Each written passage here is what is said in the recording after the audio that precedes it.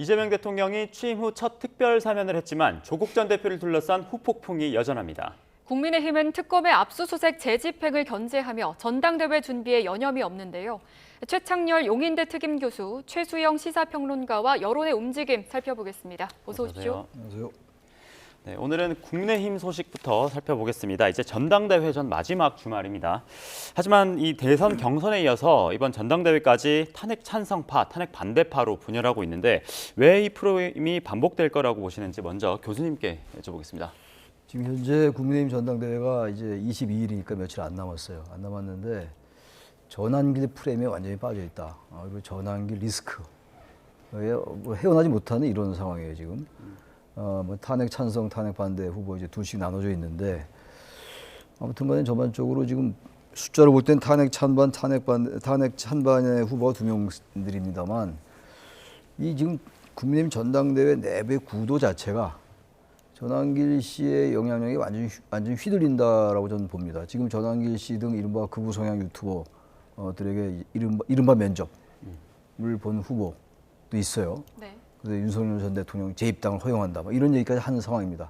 이런 얘기 왜 할까요? 이게 전체 민심에 이게 어긋난다는 거 모를 리가 없을 겁니다. 아마 이런 후보들도. 그러면서도 이렇게 하는 게 이른바 극우 강성 당원들. 당신 82, 민심 20% 이게 지금 경선 룰이잖아요. 지금.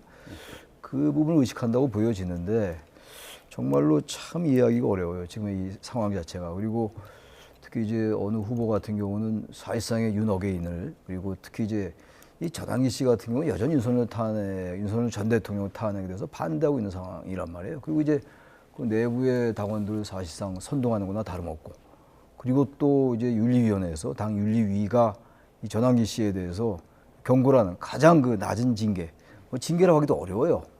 최소한 당원권 전용지는 나올 줄 알았는데 그것도 안 되고 이런 상황이니까 이제 이 전환기 씨의 이 지금 영향력은 날로 증대하고 있고 여기 휘둘리고 있는 이런 국면이에요. 이런 형국이라서 제가 볼 때 국민의힘은 이번 전당대회 때 글쎄 누구를 당대표로 선출할지 모르겠으나 전혀 국민들의 일반 보편적인 상식과 민심과는 전혀 다른 방향으로 가고 있고 그야말로 수구적이고 퇴행적으로 가고 있다라고 보여집니다.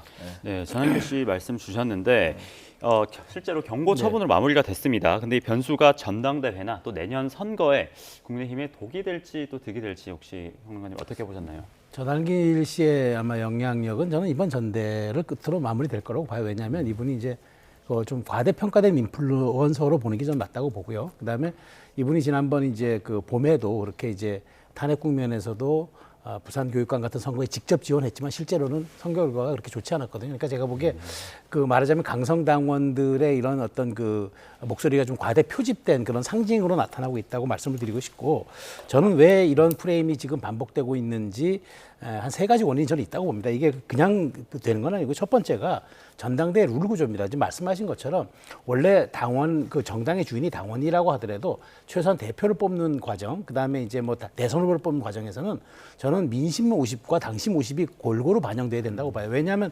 그래야지 정당의 주인은 당원이긴 하더라도 결국 정당은 대권이라는 대통령 선거에서 집권을 목표로 하는 거기 때문에 집권을 목표로 하기 위해서는 당원으로부터 출발하지만 결국 국민의 마음과 지지를 사야 되거든요. 그 구조에서 벗어나지 못하고 강성당원들의 8대2 구조가 만들어진 게 가장 크다고 보고 두 번째, 전대 직전과 전대 과정에서 윤 전 대통령의 부부 구속이라는 게 예상치 못한 사태가 발생을 한 거죠. 윤 전 대통령은 전대 전에 구속됐고 전대가 진행 중일 땐 김 여사가 구속됐고 이것이 말하자면은 국민의힘 전통 지지층의 보수의 어떤 그 실망감도 있었지만 어떤 위기감도 불러일으켰던 그다음에 동정심도 불러일으켰던 그런 사안이 될 수가 있던 것이 지금 좀 말하자면은 이 전환길 씨 같은 효과가 나타나고 있다고 보고 마지막으로는 전대 그 과정에 있었던 민주당 정청래 후보의 당선이에요. 정청래 후보가 대표로 당선이 되면서 나는 국민의힘과는 악수도 안 하겠다. 난 사람과는 악수하지만 외에는 안 한다 얘기하면서 오히려 이게 이제 말하자면은 강성당원들의 굉장한 뭐랄까요 여당에 대한 그 반발 욕구를 저는 불러일으켰다고 보고 그러다 보니까 우리도 협치라든가 어떤 쇄신 이런 거보다도 우리도 잘 싸울 수 있는 후보 저런 여당에 맞설 수 있는 대표를 선출해야 되겠다는 그런 어떤 말하자면 기름을 부은 것 같아요. 여러 세 가지가 좀 촉발되면서 지금 마지막까지 가는 과정에서도 전환길 씨가 결국에는 지금도 참길이냐 반길이냐로 나타나는 이 프레임이 유지되는 그런 좀 약간 좀 부정적인 그런 요소로 작용하고 있다는 생각이 듭니다. 네. 말씀해주신 대로 윤 전 대통령 부부가 같이 구속이 됐습니다. 그런데 부부가 대응이 조금 다른데요. 김건희 씨가 오는 18일, 그러니까 내일 모레죠. 특검 소환 조사에 응하겠다고 밝혔고요. 윤 전 대통령은 재구속된 이후에 계속해서 불응을 하고 있습니다. 부부가 어떤 이유에서 좀 다른 전략을 쓴다고 보세요? 지금 이제 윤석열 전 대통령은 지금 내란 우두머리 혐의로 이제 기소된 상황이에요. 그 내란 우두머리 혐의는 잘 아시겠습니다만 사형, 무기, 아니 무기 금고 이것밖에 없어요. 딴 뭐 형량이 없습니다. 근데 지금 김건희 여사는 그건 좀 다르죠. 김건희 여사는 지금 아직 윤석열 전 대통령과 여러 가지 지금 이제 의혹들이 있잖아요. 그런 것들에 대해서 공범관계인지 아니면 공범으로 한다면 이게 뇌물죄가 될 수가 있어요. 근데 공범관계가 아니고 이제 왜냐면 공무원이 아니었기 때문에 이 김건희 씨는 그렇게 된다면 이제 알선수재로 가야 돼요. 알선수재는 형량이 좀 낮다고요. 그러니까 김건희 여사 입장에서 볼 때는 윤석열 전 대통령을 좀 분리하려는 생각이 있을 겁니다, 아마. 공범관계로 엮이면 뇌물죄가 성립이 된다고요. 민간 일을 하더라도. 그래서 아마 윤석열 전 대통령 아예 불응하는 것 같고, 뭐 응해봐야 그 재판 결과가 나중에 어떻게 될지는 알 수 없습니다만 최소 무기란 말이죠. 그런 상황이기 때문에 김건희 여사는 상당히 다른 거예요, 지금. 그러니까 김건희 여사가 최근에 그런 말도 해서 좀 화제라고 말하면 이상합니다만 남편과 다시 살 수 있을까요? 뭐 다시 만날 수 있을까요? 이런 얘기 했잖아요. 이게 아마 그런 것들을 어떤 전략적인 면도 있는 것 같고 상당히 다른 거예요. 그러니까 당연히 그러니까 이 지금 이제 특검 수사에 응하는 태도 자체, 전략 자체가 다를 수밖에 없다라고 일단 보여져요. 네, 혹시 이제 다시 국민의힘 소식으로 네, 좀 네. 돌아가 보겠습니다. 이렇게 국민의힘 전체 지지도를 보면 조경태 후보가 22% 그리고 김문수 후보가 21%입니다. 하지만 경선에 반영되는 국민의힘 지지층과 또 무당층에서는 김문수 후보가 1위입니다. 31%. 온도차가 있는데 이 수치 혹시 어떻게 보셨나요? 그러니까 지금 말씀하신 대로 제가 최 교수님 말씀하셨지만 결국 이게 룰 구조의 문제인데요. 아무래도 그러면 이제 8대2의 구조다 보니까 그러면은 가중치로 보면은 당원들의 목소리가 굉장히 많이 반영되는 그런 구조잖아요. 그러다 보니까 지금 아무리 뭐 전체 지지도, 그러니까 상식과 중도를 가진 다 국민들을 포함한다 그러면은 조경태 후보나 안철수 후보 같은 이른바 찬탄파 후보들이 당연히 뭐 그 높은 지지를 받을 수밖에 없는데, 근데 이제 이게 당의 대표를 뽑는 그 선거라고 당원 80의 구조를 하다 보니까 지금 책임 당원이 제가 알기로 한 78만 정도가 되는 걸로 알고 있는데 거기에서는 거의 뭐 그 3분의 2 가까이를 거의 지금 이른바 반탄파 후보들이죠. 김문수, 장동영 후보가 굉장히 지금 그 말하자면 끌어안는 이런 구조로 갈 수밖에 없는 거죠. 이거는 기본적으로 이거는 룰 세팅이 잘못돼 있다. 그러니까 저는 그 컷오프 할 때 이제 50대 50, 그러니까 당원 50대 여론조사 50을 반영했는데 저는 최소한 그것도 결선 구조까지 가야 된다고 봤는데 결선 구조에서는 8대2로 간 것이 가장 큰 패착이라고 좀 봅니다. 그런데 지금 중요한 대목 중에 하나는 이제 그 김문수 후보가 초반에는 많이 앞서 나가는 것처럼 좀 비춰지고 그런 수치가 나왔는데 최근에 장동영 후보의 추격세가 거세다 이런 말들이 나오는 거는 장동영 후보가 좀 처음서부터 지금 제가 아까 말씀드린 한두 가지의 그 정치적 외생 변수들이죠. 그런 데 대해서 일관된 모습을 보였고 그다음에 강성당원들이 소구할 만한 이를테면은 나는 배신하지 않겠다. 그리고 단일 대우를 유지하겠다. 그리고 이제 나는 강력하게 이제 싸우는 당대표가 되겠다. 그리고 이제 윤 전 대통령 면회도 가겠다. 이렇게 일관된 강성당원들이 좀 바랄 수 있는 그런 일관된 모습을 보였던 게 오히려 조금 약간 왔다 갔다 입장을 바꿨던 김문수 후보보다는 조금 더 그 당원들에게 일관성에 대한 그 마음을 샀던 것 같아서 최근에 굉장히 그 가파른 추격세를 보이고 있다고요. 그래서 저는 결선 투표에 만약 갈 경우에는 이 구조로 가기 때문에 저는 뭐 사실상 찬탄파가 단일화를 하더라도 단일화를 뭐 하지 않는 한 저 결선 구도에 갈 가능성이 저는 별로 없다고 보기 때문에 결국에는 이제 이렇게 된다면 결선 구조에 갈 경우에 마지막 그런 과반이 안 되는 사람이 둘 다 올라가기 때문에 누가 될 것인가 그 부분이 사실은 이제 뭐 굉장히 관심을 끌겠습니다만 결국에는 반탄파 지형에서 저는 대표가 날 가능성이 더욱더 커지고 있다. 저는 그렇게 분석합니다. 네, 그렇게 예측을 해주셨는데 말씀하신 또 전한길 씨가 또 김문수 후보가 아니라 장동혁 후보를 또 공개 지지 선언을 또 했다고 합니다. 뒤집기가 가능할지 아니면 김문수 후보 굳히기 전략으로 갈지 어떻게 보시나요? 네, 김문수 후보가 되든 장동혁 후보가 되든 저는 별 차이가 없다고 봐요. 이분들 하는 얘기를 보세요. 이게 아무리 지금 강성 지지자들, 강성 당원들이 많다고 해도 이렇게 할 수는 없는 거라고 좀 봐요. 최소한도 정치인이라면 적어도 윤석열 전 대통령 탄핵이 어떻게 이루어졌어요. 그리고 지난해 11월 3일 이루어진 그 비상계엄, 불법 무도한 계엄. 여기에 대해서 자신이 아무리 대표가 되기 위해서라도 완전히 국민들 민심과는 지금 반대로 가고 있거든요. 자꾸 어떤 분은 이런 얘기를 하더라고요. 지난 대선 때 김문수 후보를 지지한 사람이 41%나 된다. 지금 근데 국민의힘 지지도가 그렇게 안 나오잖아요. 그런 얘기 할 때가 아니라고요, 지금. 그때 41% 지지했던 우리 국민들의 표심은 보수 정당에 대한 정체성이 있었기 때문에 했던 거예요. 탄핵에 대해서 반대해서 한 게 아닙니다. 이거 자꾸만 이런 식으로 이제 곡해하고 좀 문해력의 문제가 있다고 봐요. 그렇게 일부러 이렇게 해석을 하는 거겠습니다만 전환길 블랙홀이 뭡니까? 전환길이 누굽니까 도대체? 유튜버 강사 아니에요. 이 사람이 들어와가지고 지금 지난번 며칠 전에 경북 대구인가 합동연설회 때 그 어느 후보가 연설하는데 거기에 배신자 선동하고 이랬잖아요.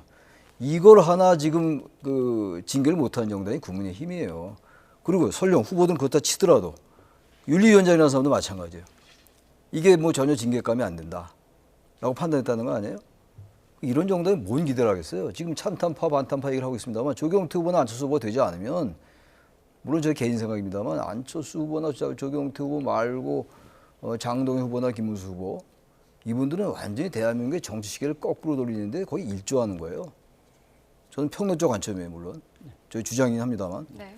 이런 정당에 뭘 이 전망하는 게 무슨 의미가 있겠어요? 저는 그래서 마지막 에라도 조경태 후보와 안철수 후보가 그래도 단일화 좀 하고 또 한동훈 전 대표도 좀 마지막 며칠 굉장히 중요합니다. 이번 주 22일이니까 오늘 16일이잖아요. 엿새나 남았어요. 꽤 긴 시간이라고 하면 또 긴 시간인데 이동안 뭔가 이 당원들에게 80%의 뭐 전부 강성 극우 당원인지 모르겠으나 뭔가 호소를 해야죠.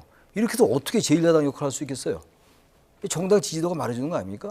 일반 민심이라는 게 있는 건데 지금 물론 정청래 대표가 뭐 상당히 좀 이 협치와 반대되는 얘기를 했다 하더라도 또 보면요 그런 또 명분을 제공한 게 또 국민의힘이에요. 그렇게 여당 대표가 그렇게 말할 수 있는 명분 토양을 준 게 누굽니까? 국민의힘이라고요. 그 상대방 정당이 무슨 얘기를 하든 말든 저도 국민의힘은 정도로 가야죠. 그게 보수 정당의 어떤 정체성을 살리고 보수 괴멸을 막는 길이라고 저는 생각을 해요. 근데 전혀 지금의 이 상황은 이 분석의 의미가 없을 정도로 국민의힘은 제가 볼 때 말이죠. 한국 정당사 유례가 없다. 국민의힘은 과거에 그 정통 보수 정당이고 집권을 했던 정당이에요. 바로 얼마 전까지만 해도. 네. 이렇게 왜 망가졌느냐.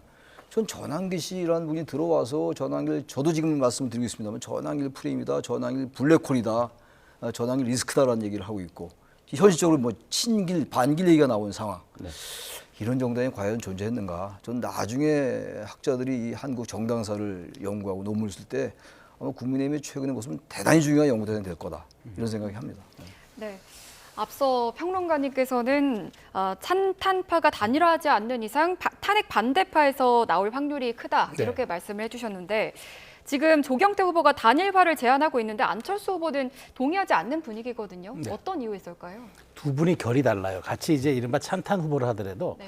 안철수 후보 같은 경우에는 이제 조금 이제 그 끌어안는 개혁과 쇄신을 얘기하는데 조경태 후보는 그때 이제 했었던 그 사람들, 그때 이제 관절을 지켰던 이런 의원들은 내보내겠다. 그러니까 사실상 당을 뭐 쪼개는 한이 있더라도 이제 이른바 탄핵을 반대했던 사람들과는 결별하고 대통령을 그 당시 옹호했던 사람들과는 우리가 함께 못 간다고 선언했기 때문에 같은 찬탄이라도 좀 결이 다르다 보니까 강도의 쇄신폭이 다르겠죠. 또 하나가 있다면 특검 수사를 대하는 태도도 달라요.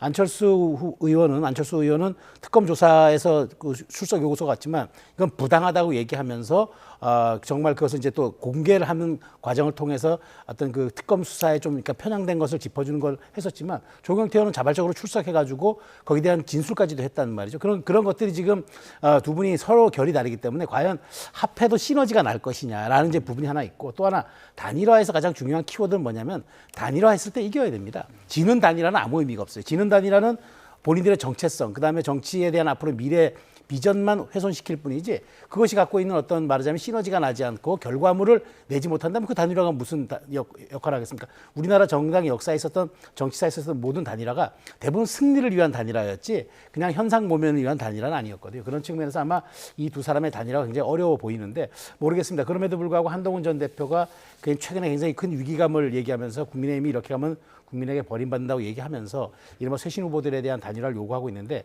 이 점이 마지막 변수가 될는지 그건 지켜볼 대목이라고 생각합니다. 네, 한동훈 전 대표를 지금 말씀을 해주셨는데 조경태 후보는 한동훈 전 대표에게 러브콜을 보냈습니다. 단일화 없이 각자 도생일까요?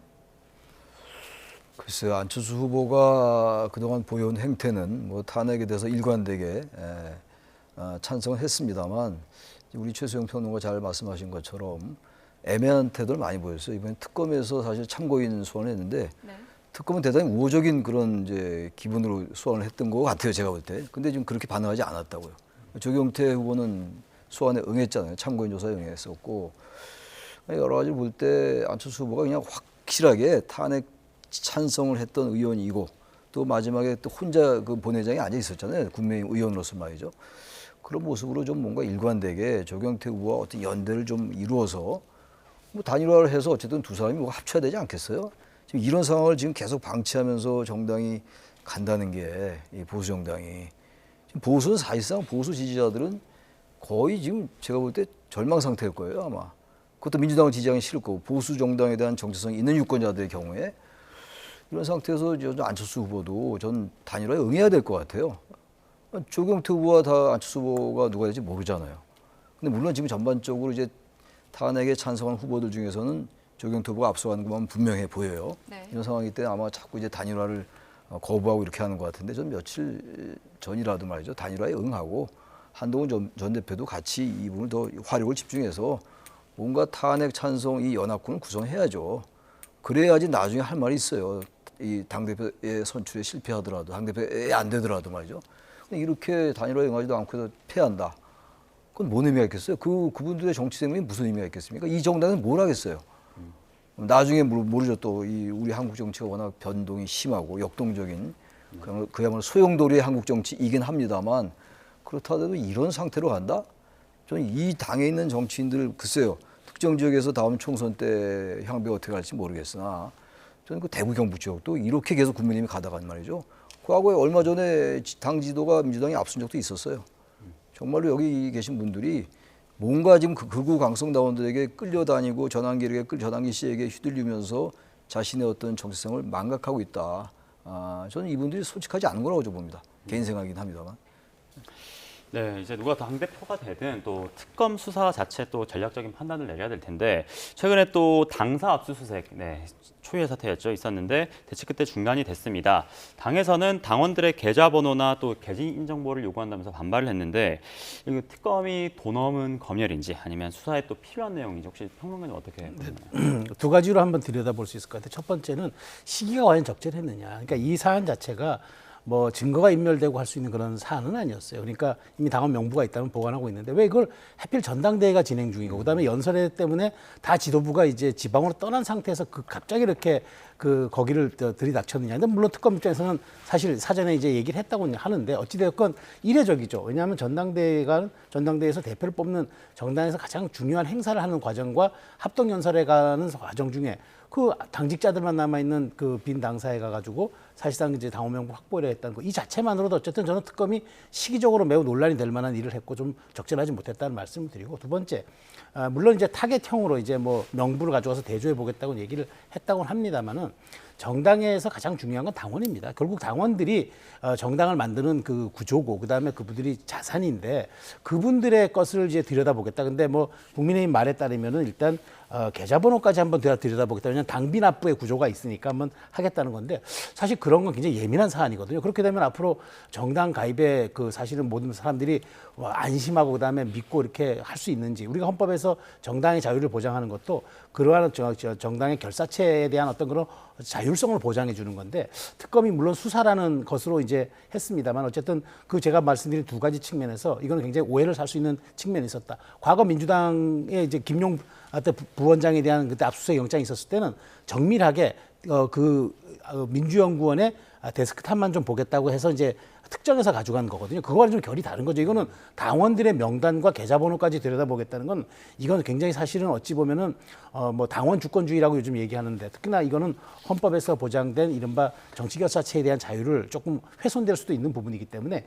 이 부분은 그러니까 특검이 주사를 하더라도 당의 지도부나 당의 실무자들과 조금 밀접한 일종의 좀 컨센서스를 가진 다음에 그다음에 시도했어야 한다. 이렇게 오해를 불러일으키고 반발을 불러일으킬 수 있는 사안을 일방적으로 할 수 있는 사안은 아니었던 것 같다라는 생각은 듭니다. 네.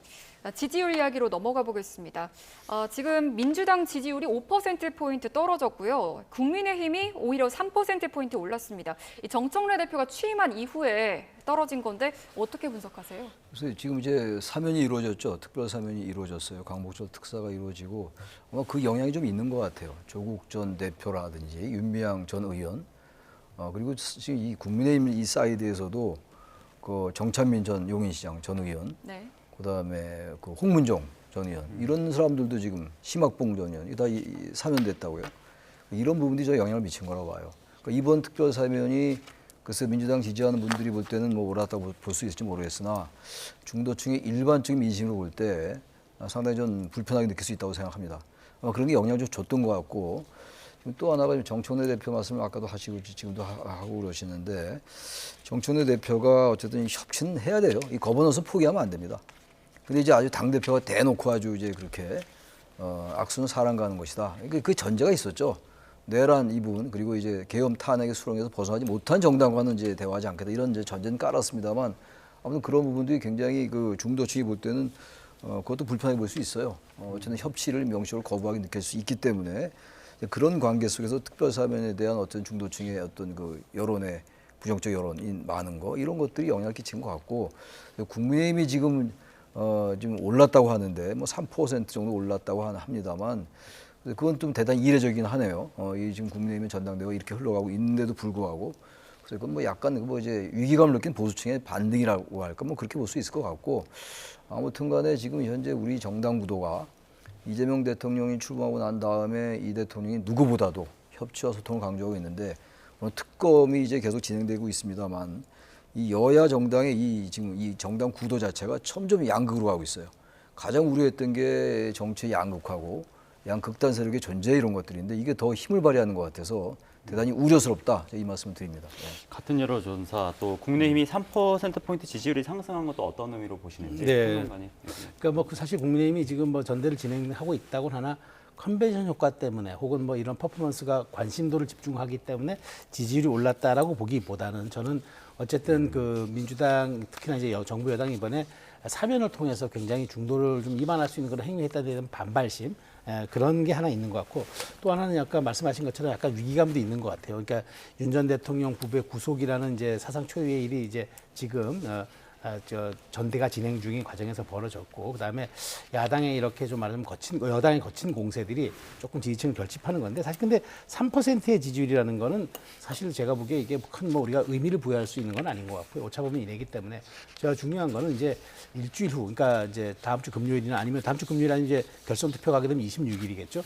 그때 있었던 최소한의 이제 그런 말하자면 새 지도부를 선출한 정치적 효과들이 이른바 그것이 컨벤션 효과든 그것이 이제 일종의 더 이제 말하자면 앞으로 나아가는 어떤 그런 기폭제가 되든 그런 것에서 조금 뭔가 반등의 모멘텀을 마련하지 않으면은 뭐 지금의 요즘에 있는 수치에서 조금 뭐 미세하게 등락이 올 것 같다는 건 큰 정치적 의미를 부여하기는 어렵고 향후 이제 일주일이나 열 이후에 있을 국민의힘 새 지도부 선출이 어떻게 국민들 눈에 좀 비춰줄 수 있는지 그게 저는 굉장히 반등의 어떤 그 전환점이 될 것 같다 그런 생각이 듭니다.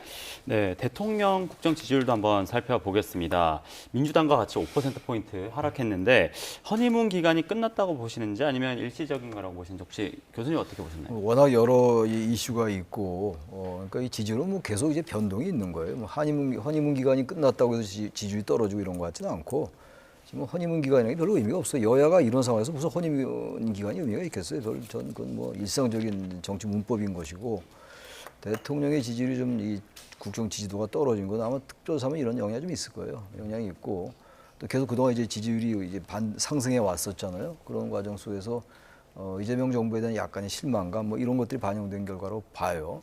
그리고 이제 앞으로 이제 어떻게 대처하냐 문제입니다. 앞으로 이제 한일 정상회담이 있고 한미 정상회담이 다 이미 이제 날짜가 이제 잡혔어요.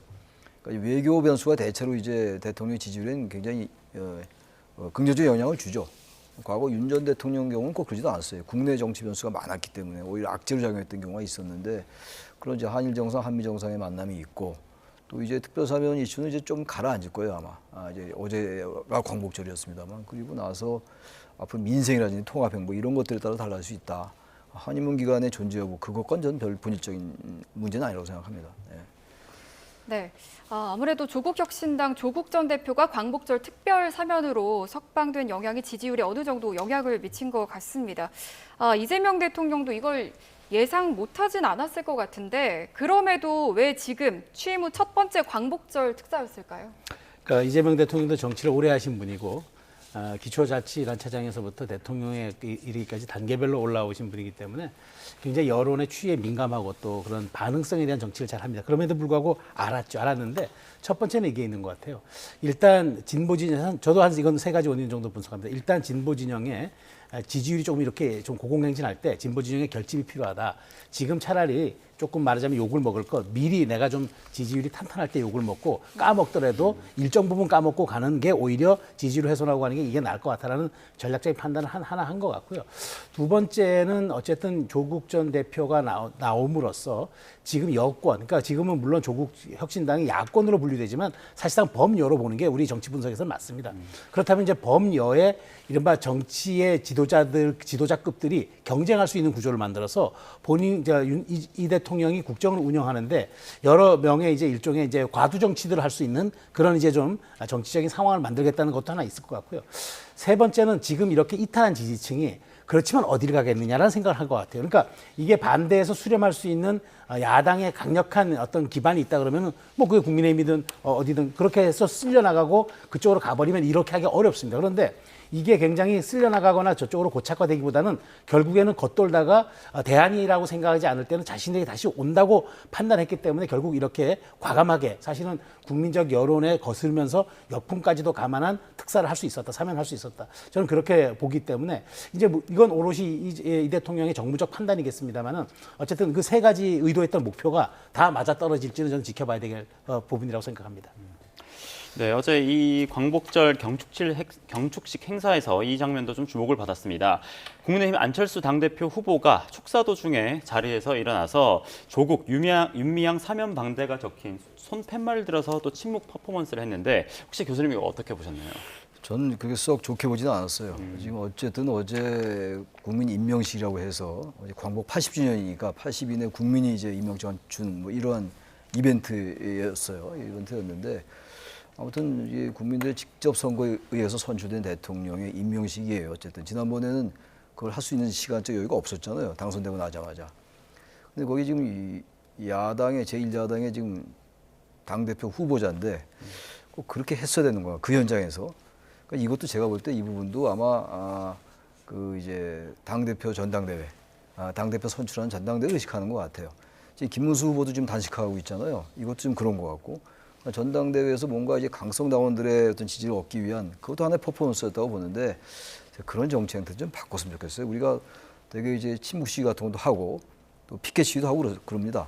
뭐 여야 할 거 없이 다 하는데 어제 그 대통령 그 임명식에서 그렇게 했어야 되는 건가? 그건 전 썩 그렇게 긍정적으로 보지 않았습니다. 네.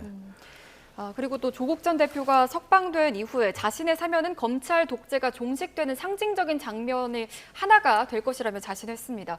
이 부분에서 동의하시는지? 저는 동의가 매우 어렵죠. 왜냐하면은 뭐 이걸 개인적인 뭐 감정을 떠나서 대법원 확정 판결이 공정과 상식에 의해서 난 겁니다. 네. 그런데 그러면 우리나라가 대법원 판결이 어떤 겁니까? 사실상 거의 불가역적이고 그다음에 그것이 최종적인 함의를 갖는 그런 판결인데 그걸 거부하다뇨. 더군다나 형법학자 출신이고 민정수석의 법무장관을 했던 사람이 그 말하자면 뭐 지금 그 정부가 바뀌었다고 그 대법원 판결까지 부인하는 겁니까? 그러니까 그런 식의 태도는 좀 매우 온당치가 않고 더 그래서 저는 조 전 대표가 앞으로 한국 정치에 끼칠 여러 가지 영향력들을 많은 사람들이 얘기하는데 저는 그렇게 크지 않는다고 보는 게 뭐냐면 지금도 검찰 독재 종식되는 상징 장면 하나라고 얘기했는데 조 전 대표가 지난 총선에서 조국혁신당이라는 걸 가지고 돌풍을 일으킬 수 있었던 거는 윤석열 대통령이 당시에 건재했기 때문에 그의 반응성으로서 조 전 대표가 당시에는 했던 거고 지금 윤 전 대통령이 한국 정치에서 사라졌어요. 사라지고 지금은 영웅의 몸이 돼서 재판을 받고 있기 때문에 그렇게 반대 진영에 있던 자신의 상징 자본을 위협했던 사람이 사라진 만큼 조 전 대표도 저는 이제는 더 이상 말하자면 그 화력과 그 이제 일종의 말하자면 인화성을 못 갖는 거죠. 그런 측면에서 앞으로 조 전 대표가 자신에 대해서 이런 자신의 어떤 이런 살아온 과거에 대해서 이런 식으로 뭐 떳떳하다고 얘기를 하는 순간 저는 오히려 이것이 본인의 확장성에 대단한 제약이 될 겁니다. 낮은 자세로 가서 다시 한번 의견을 수렴하는 과정을 통해서 본인이 정치에 다시 한번 접근하면 모를까 이런 식의 것들은 오히려 전 상대에서 윤 전 대통령이 시야에서 사라졌기 때문에 조 전 대표는 별로 도움이 되지 않을 거로 봅니다. 이제 마지막 질문 드리겠습니다.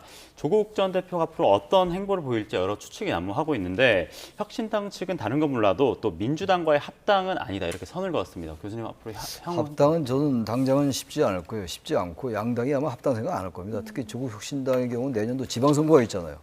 그건 조국 혁신당이 지금 조국 전 대표가 지금 출소해서 사면 복권이 돼서 상당히 지금 고무돼 있다고요. 네. 그때 여론이 어떻게 될지 모르겠으나 그런 상황 속에서 지금 조국 혁신당 그 후보를 달고 출마하려는 사람이 많을 거 아니겠어요. 그런 사람들이 반대할 겁니다 아마. 그래서 제가 볼 때 조국 혁신당과 민주당과의 합당, 민주당과 조국 혁신당의 합당은 내년 지방선거 때 저는 이루어지지 않으리라고 봐요. 그리고 그게 민주당에 꼭 유리하다 볼 수도 없습니다. 그리고 이재명 대통령 입장에서 봐도 조국 혁신당과의 합당이라는 게 뭐 여권의 통합이라는 아주 기계적인 그런 정치 공학적인 측면에서는 뭐 시너지가 날지 모르겠으나 어쨌든 조국 전 대표의 사면에 대해서 찬반 여론이 비등합니다만 좀 반대가 높다고요, 조금이라도. 그런 상황 속이라면 굳이 그렇게 합당할 이유가 없죠. 그리고 그게 시너지 효과 날 것 같지도 않고, 그리고 특히 이제 조국 전 대표의 앞으로의 행보는 상당히 대권을 겨냥할 거예요. 이 조국 전 대표가 생각하는 게 뭐 국회의원 배지나 이런 거겠어요. 보궐선거 출마 얘기도 많이 있던데 내년도. 저는 그것보다는 아마 대선으로 갈 거기 때문에 지금 섣불리 합당 쪽으로 양당 다 그쪽으로 가는 건 상당히 당장은 쉽지 않지 않느냐 그렇게 생각을 합니다. 네, 자 이제 마무리하겠습니다. 국민의힘 전당대회 소식과 조국 전 대표 사면 그리고 여론의 향방까지 알아봤습니다. 최창렬 용인대 특임 교수, 최수영 시사평론가님과 여론의 움직임 살펴봤습니다. 감사합니다.